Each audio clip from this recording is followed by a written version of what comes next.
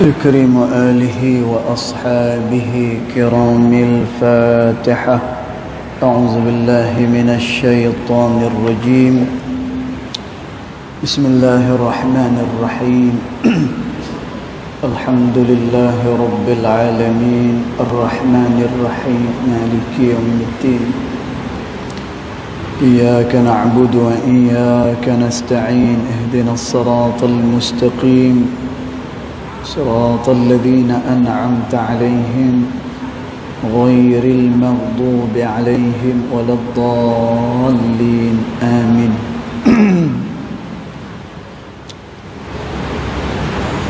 السلام عليكم ورحمة الله وبركاته. الحمد لله والصلاة والسلام على رسول الله سيدنا محمد بن عبد الله وعلى آله وصحبه ومن والاه. أشهد ونشهد أن لا إله إلا الله وأشهد أن محمدا عبده ورسوله. اللهم فصل وسلم على سيدنا محمد عبدك ورسولك النبي الأمي وعلى آله وصحبه وبارك وسلم. ثم أقول رب اشرح لي صدري ويسر لي أمري واحلل عقدة من لساني يفقه قولي يفقه قولي يفقه قولي. أما بعد، قال الله سبحانه وتعالى في تنزيله: لقد كان لكم في رسول الله أسوة حسنة. صدق الله العظيم. ربي أدخلني مدخل صدق وأخرجني مخرج صدق واجعل لي من لدنك سلطانا نصيرا. إلهي أنت مقصودي ورضاك مطلوبي فأعطني محبتك ومغرفتك يا أرحم الراحمين. Alhamdulillah, yang pertama-tamanya kita merafakkan kesyukuran hadirat Allah Subhanahu wa ta'ala, yang mana dengan limpah kurnia dan juga dengan rahmatnya, alhamdulillah, pada tengah hari ini kita sama-sama sekali lagi dapat hadir ke dalam tempat yang sangat mulia, iaitulah rumah Allah Ta'ala. Dan kita pohon pada Allah Ta'ala, mudah-mudahan solat kita, zikir kita dan juga segala doa-doa kita ianya akan diperkenan pada sisi Allah Subhanahu wa ta'ala. Allahumma amin. Tuan-tuan yang dirahmati Allah sekalian, tazkirah kita pada petang ni adalah berkisar dengan satu hadis Nabi sallallahu alaihi wasallam, yang mana hadis ni kita ambil daripada hadis 40 yang dikarang oleh Al-Imam An-Nawawi rahimahullahu ta'ala. Dan hadis ni adalah berkenaan dengan dua perkara. Yang pertama adalah orang-orang yang istimewa di sisi Allah Ta'ala, yang disebut mereka itu sebagai awliya Allah, iaitulah para wali-wali Allah Ta'ala. Dan kita dah berikan definisi, kita dah berikan dah pentakrifan bagaimana untuk kita kenal bahawa dia adalah wali-wali Allah Subhanahu wa ta'ala dengan kriteria-kriteria yang kita sebutkan pada pagi tadi. Dan dekat sini Allah Subhanahu wa ta'ala, hadis ni hadis qudusi, Allah Subhanahu wa ta'ala dia nak beritahu, dia nak habaq kepada kita manusia begitu mulia orang yang mendekatkan dirinya kepada Allah Ta'ala, dan mereka ini digelar sebagai waliyun min awliyaillah, wali daripada wali-wali Allah Ta'ala. Dan dari segi makna, wali adalah orang-orang yang menjaga Allah Ta'ala. Yang tu dari segi bahasanya, wali, orang yang menjaga Allah Ta'ala. Sebagaimana yang disebut di dalam hadis Nabi SAW, Nabi sebut, ihfazillaha yahfazka, jaga Allah Ta'ala, maka nescaya Allah Ta'ala juga akan menjaga kamu, kata Nabi. Dan wali adalah orang-orang yang menjaga Allah Ta'ala. Bagaimana kita hamba menjaga Allah Ta'ala? Kita jaga setiap titah perintah Allah Ta'ala, dan juga menjauhkan diri daripada segala yang dilarang oleh Allah Ta'ala.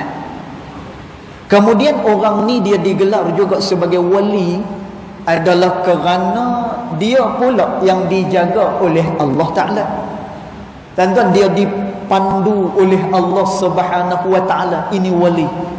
Mereka-mereka yang dijaga, yang dipandu oleh Allah Subhanahu wa Ta'ala. Maka kedudukan mereka ini sangat istimewa.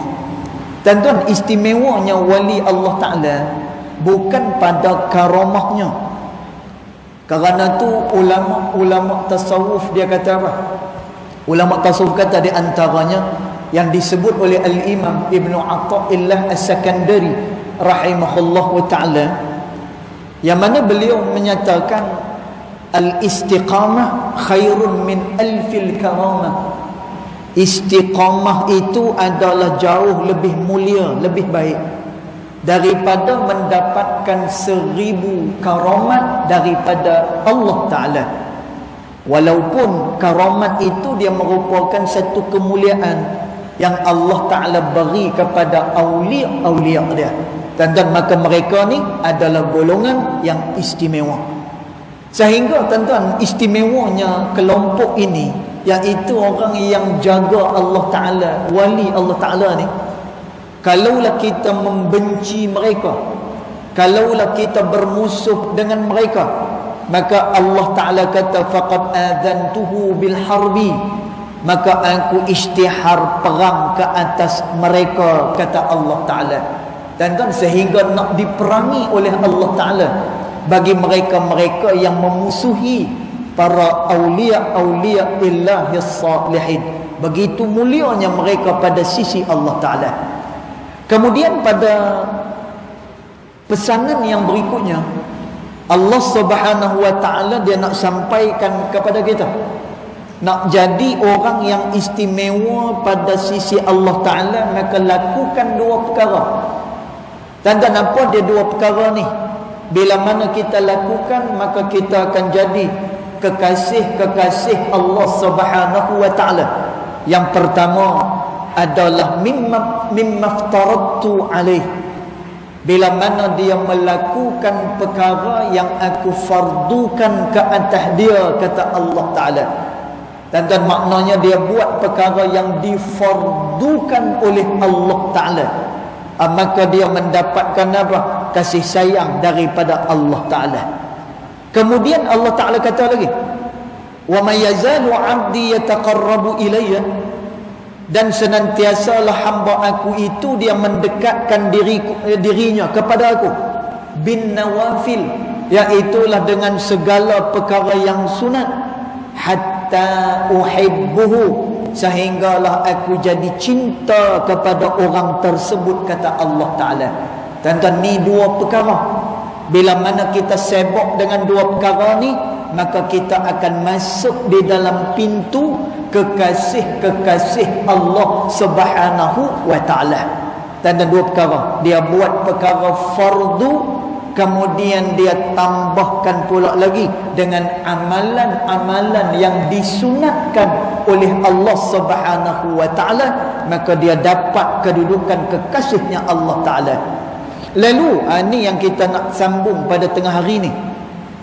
Kata Allah Subhanahu wa Ta'ala, fa idza ahbabtuhu, maka apabila aku cinta kepadanya, dan yakni kepada orang-orang yang buat perkara fardu, kemudian dia buat pula perkara yang disunatkan, bila mana Allah cinta, bila mana Allah Ta'ala kasih kepada dia. Dan sebab itu para ulama dan juga para awliya illahi salihin, mereka sedaya upaya memenuhkan masa-masa mereka untuk mencari kedudukan pada sisi Allah Subhanahu wa Ta'ala. Dan masa kita ni banyak terbuang. Lah ni kita dah berada pada tahun 2024. Dan berapa banyak dah masa, berapa ribu jam dah yang kita dah buang-buangkan masa kita. Dan sebab itu disebut oleh Al-Imam Abdul Wahab Asy-Sya'rani rahimahullahu ta'ala, dia kata, aku mendampingi Abu Zakaria Al-Ansari rahimahullahu ta'ala selama lebih kurang 20 tahun. Dan siapa dia Abu Zakaria Al-Ansari? Beliau adalah salah seorang daripada ulama Syafi'i yang besar. Dan kalau orang yang mengaji dalam fiqh, pasti dia akan bertemu dengan kitab Tahrir Tanqih Al-Lubab.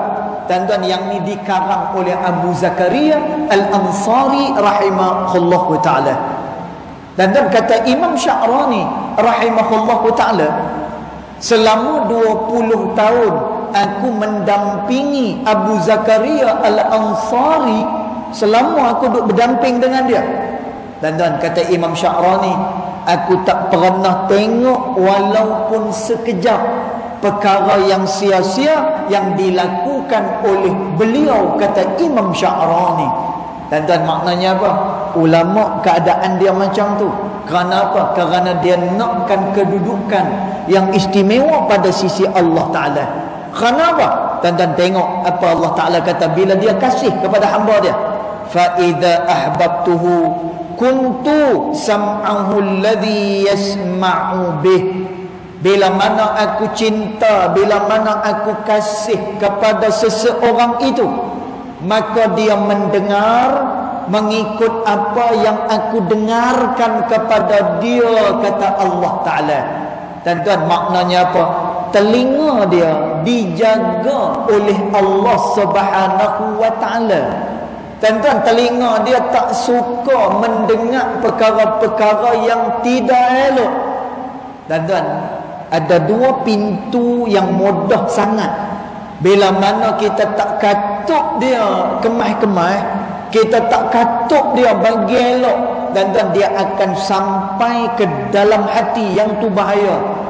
Dan hati ni kan Nabi SAW sebut, kalaulah dia baik, maka baik seluruh anggota tubuh badan.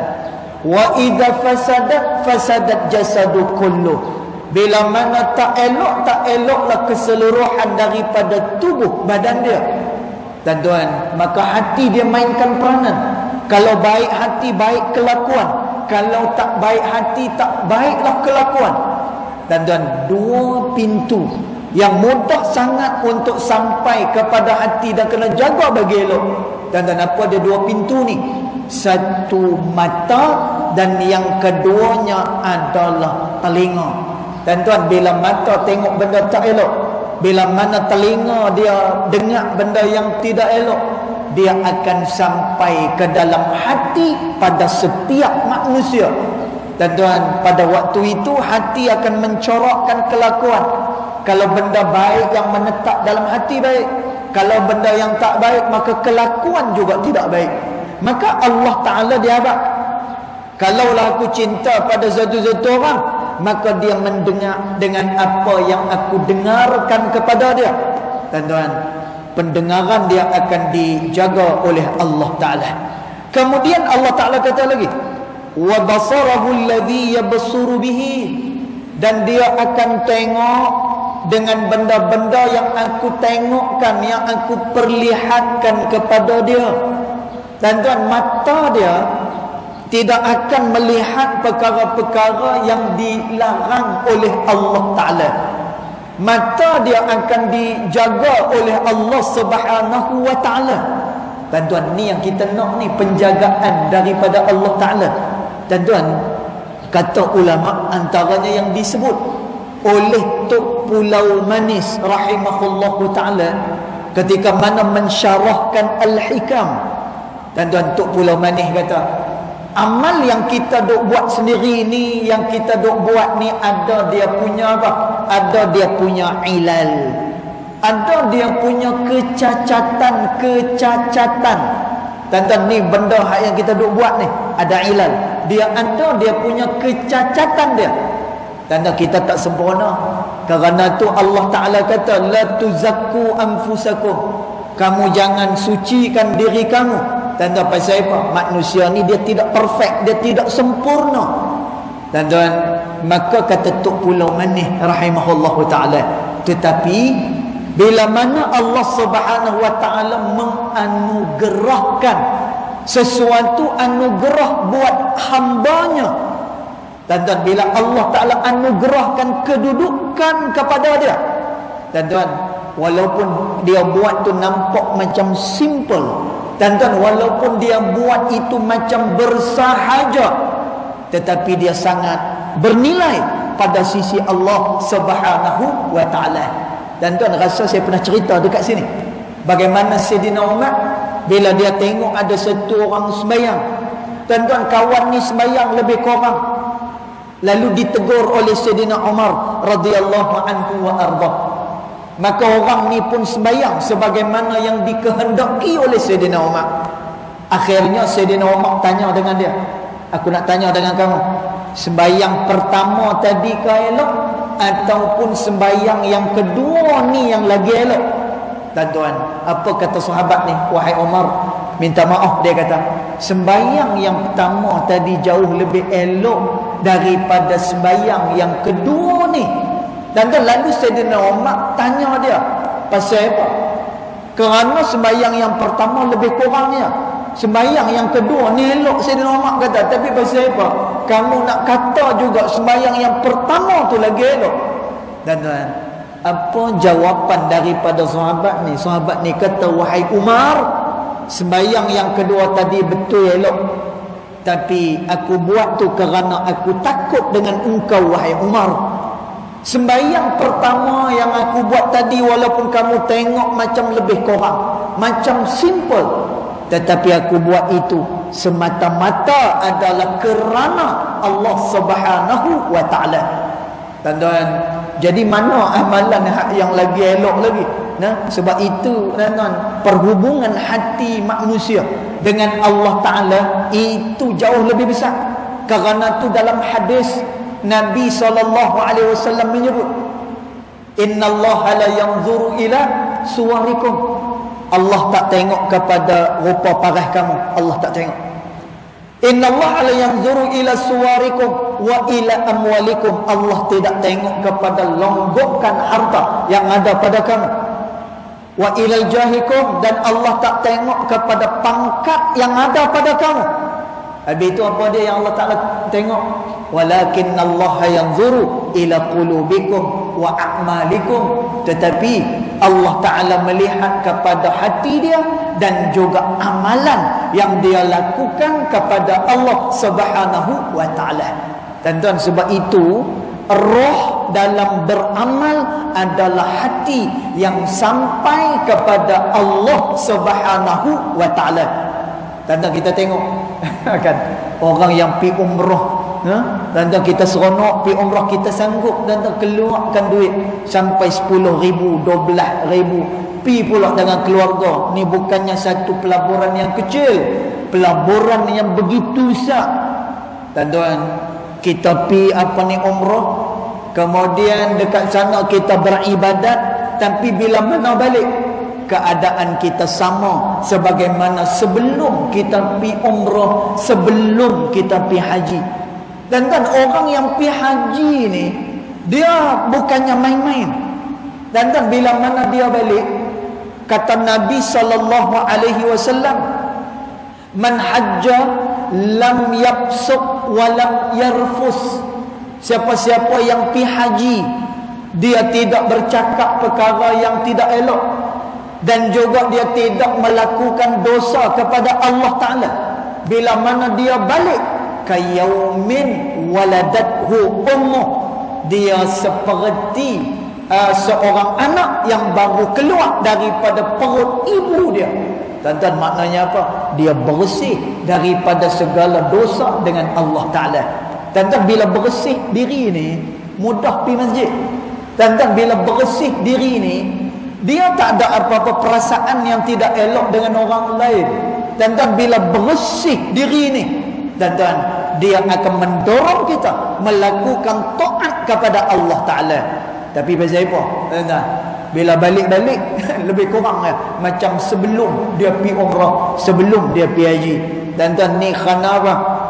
Kerana dia tidak menghadirkan hati dia dengan Allah Ta'ala. Tuan-tuan, dia tidak dijaga oleh Allah Subhanahu wa Ta'ala. Jadi Allah Ta'ala kata, wa yadahu allati yabtishu biha, lalu tangannya juga bila dia bergerak, maka dia bergerak mengikut gerak Allah Ta'ala. Wa rijlahu allati yamshi biha, dan kakinya bergerak mengikut apa yang digerakkan oleh Allah Ta'ala. Tuan-tuan, tangan dia tak akan mencuri, tangan dia tak akan buat perkara yang dilarang, dia mengikut apa yang dikehendaki oleh Allah Ta'ala, termasuklah kaki dia. Tuan-tuan, orang ni kalau dijaga seluruh anggota tubuh badan dia, maknanya apa? Tuan-tuan, dia adalah ahli jannah, dia adalah ahli syurga Allah Subhanahu wa Ta'ala. Sebab itu sahabat tanya dengan Nabi sallallahu alaihi wasallam, "Ya Rasulullah, apakah dia alamat-alamat bahawa dia adalah penghuni syurga Allah Ta'ala?" Lalu dijawab oleh Nabi sallallahu alaihi wasallam, tanda dia bila mana dia dipermudahkan oleh Allah Ta'ala melakukan amal, dan dipermudahkan bagi dia meninggalkan benda yang dilarang oleh Allah Subhanahu wa Ta'ala, itu tanda bahawa dia adalah penghuni syurga Allah Ta'ala. Dan tengok, bila kita jadi kekasih Allah Ta'ala, telinga dijaga oleh Allah Ta'ala, mata dijaga oleh Allah Ta'ala, tangan dijaga oleh Allah Ta'ala. Tuan-tuan, orang yang mendapatkan akhirat sekaligus dia akan mendapatkan dunia. Tuan-tuan, ni yang kita orang kita kata optimistik, yang kita tersilap pandang. Tuan-tuan, orang dia nak kepada kehidupan dunia tapi meninggalkan akhirat. Tuan-tuan, Allah Ta'ala sebut dalam Al-Quran, wa minhum man yaqulu rabbana atina fid dunya. Ada orang minta macam tu, wahai Tuhan, berikan kepada kami kebaikan dunia.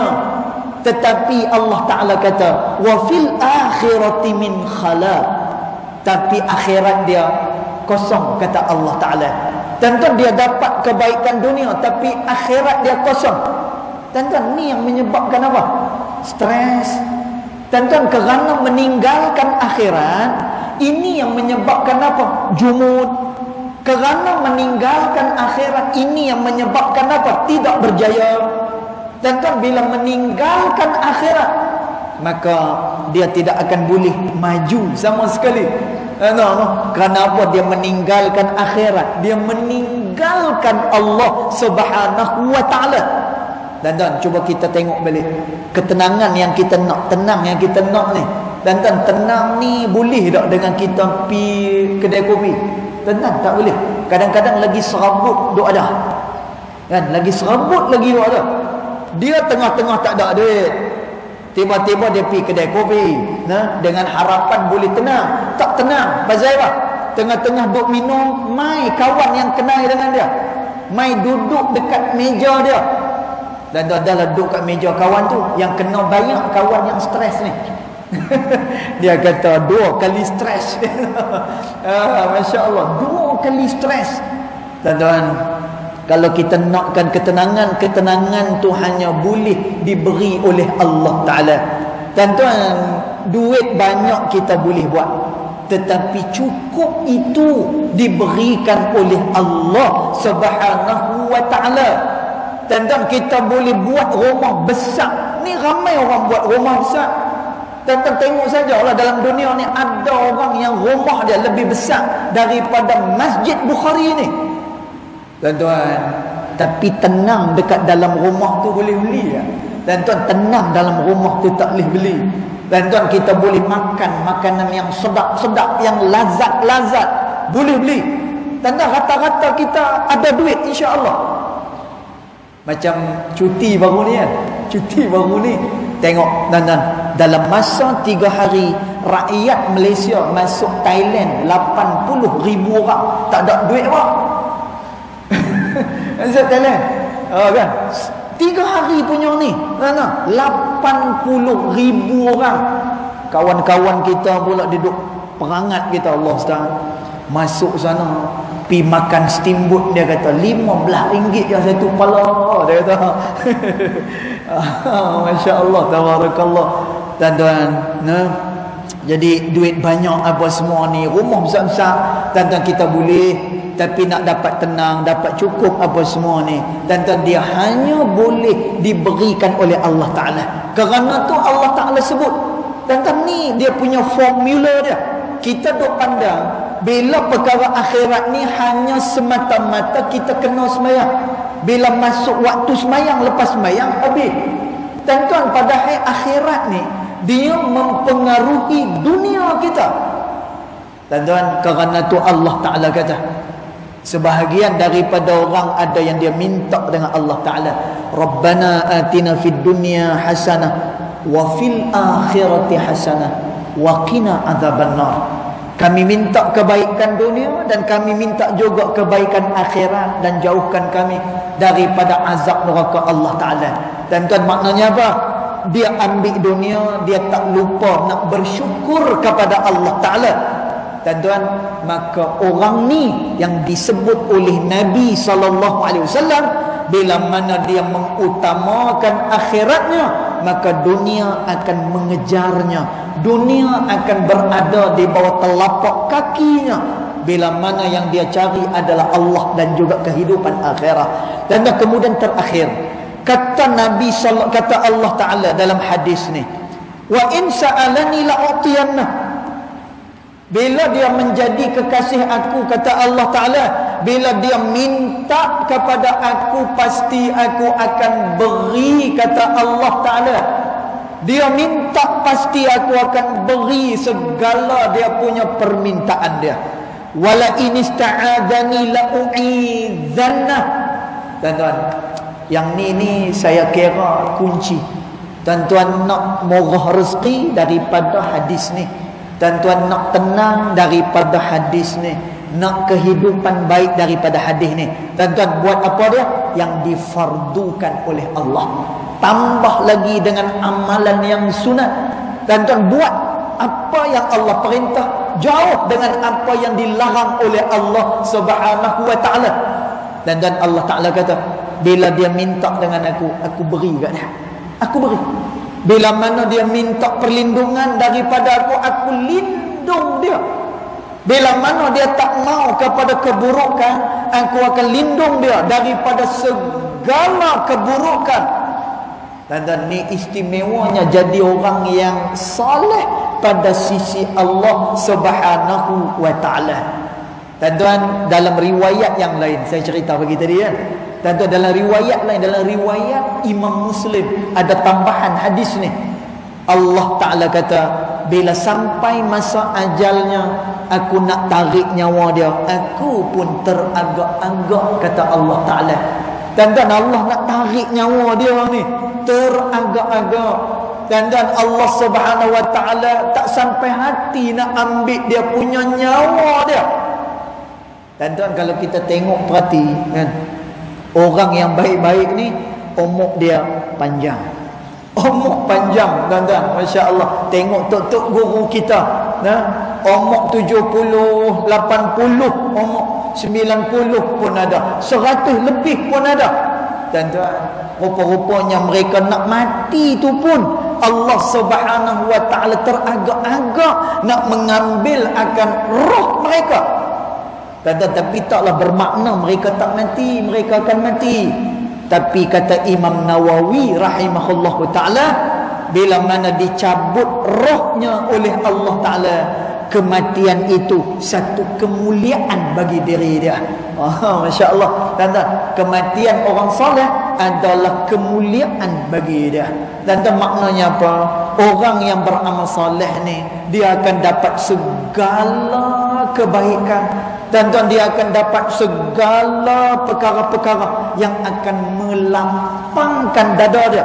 Tuan-tuan, sebab itu kata Syekh Saleh Al-Budair, tuan-tuan, dia tulis dalam buku dia, apa lagi nikmat selain daripada dada yang lapang? Apa lagi? Tuan-tuan, kita apa ni ada duit banyak ni pasal apa? Pasal apa kita rasa suka je ada duit banyak? Dada lapang. Dada lapang. Tuan-tuan, kita nakkan rumah yang selesa pasal apa? Dada lapang. Tanda pasal apa kita tak suka dengan problem, tak suka masalah? Kerana dada akan jadi lapang. Tuan-tuan, sebab itu orang yang berzikir, Allah tak janji reta, Allah Ta'ala janji dada lapang. Allah Ta'ala kata, ala bizikrillahi, ingat, dengan kamu zikir kepada Allah Ta'ala, tatma'innul qulub, hati kamu akan jadi tenang, kata Allah Ta'ala. Tuan-tuan, yang ni kita tak boleh rasa lah, kan? Melainkan bila diberi oleh Allah Ta'ala. Tuan-tuan, ada orang dia duduk rumah halus ya, dia duduk rumah di ruangan yang sempit, tapi dia bahagia. Dan dia tak ada apa pun, tak terkesan apa pun dalam hati dia. Dia pakai kereta buruk, alhamdulillah, tak terasa hati apa pun. Tuan-tuan, hidup kalau macam ni tenang lah, kan? Kita nak boleh tenang, panjat Cameron Highland, panjat Gunung Jerai, lepas tu apa lagi, nak boleh tenang ni pergi di beach resort Sungai Petani, Pantai Merdeka, kan? Nak tengok lautnya pasal kerja lah hari-hari, stres, kan? Tuan-tuan, Masya Allah, nah, jadi lapang dada, dia merupakan nikmat terbesar daripada Allah Ta'ala. Nak mendapatkannya lagu mana? Buat apa yang Allah Ta'ala fardukan, tambah dengan hak yang sunat. Dan tuan, jaga Allah Ta'ala, kelebihan-kelebihan tadi akan diberi oleh Allah Subhanahu Wa Ta'ala. Itu Imam Nawawi kata ketika mana mensyarahkan hadis ni, Allah nak beritahu ini jalan nak jadi kekasih Allah Subhanahu wa Ta'ala. Tuan-tuan, mudah-mudahan kita semua tergolong daripada golongan orang-orang yang dikasihi oleh Allah Subhanahu wa Ta'ala. Allahu Ta'ala a'lam. Yang baik datang daripada Allah Subhanahu wa Ta'ala, yang tidak baik datang daripada kejahilan diri saya sendiri, walaupun hakikat kedua-duanya datang daripada Allah Subhanahu wa Ta'ala. Bismillahirrahmanirrahim. Alhamdulillahirabbil alamin. Wassalatu wassalamu ala asyrafil anbiya wal mursalin wa ala alihi wa sahbihi ajma'in. Allahumma ighfir lana ma akhta'na wa ma ta'ammudna wa ma asrarna wa ma a'lanna wa ma anta a'lamu bihi minna, antal muqaddim wa antal muakhir, la ilaha illa anta subhanaka inna kunna minadh dhalimin. وصلى الله على سيدنا محمد وعلى آله وصحبه وبارك وسلم والحمد لله رب العالمين والله أعلم.